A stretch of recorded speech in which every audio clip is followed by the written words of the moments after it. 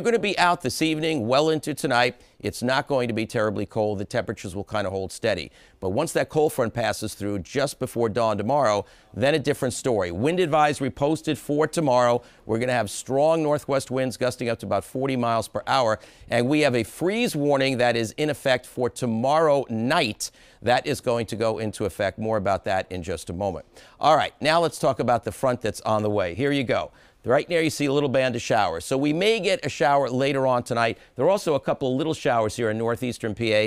So maybe, but nothing much to speak of. The real difference is going to be going from tonight not being that cold, tomorrow being windy, and then the temperature steady or slowly falling, and then very cold for this time of the year tomorrow night and Saturday morning. Here's the chunk of cold air, and a piece of it is headed our way, driven in by the jet stream tomorrow. So it's going to be quite windy tomorrow, and an early season Arctic blast will then be upon us. So here's the timeline with a narrow band of showers possible overnight, and then the very windy weather and cold weather starts to settle in tomorrow. So I'm showing you the temperatures here. The cold front comes through in Boston probably right around 4 or 5 in the morning. Then the temperature starts to fall. But it's still about 41 at 7 a.m. in Boston, about 33 in Worcester. But the wind has kicked up. And in spite of clearing skies and bright sun, the temperatures will actually slowly fall through the day on into the evening, dropping down below freezing by sunset tomorrow in Boston, all 20s to the north and to the west.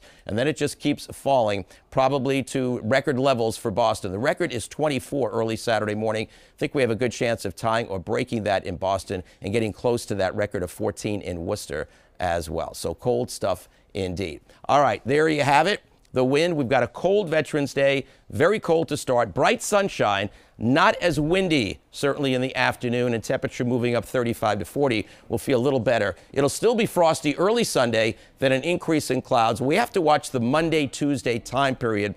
Coastal storm, how close will it come? Could be a chilly rain along the coast, and if precipitation got to inland by any significant degree, a mix would be possible in those locations. But the cold is coming. The wind first tomorrow. You'll feel both the wind and cold by tomorrow evening, to be sure. Back to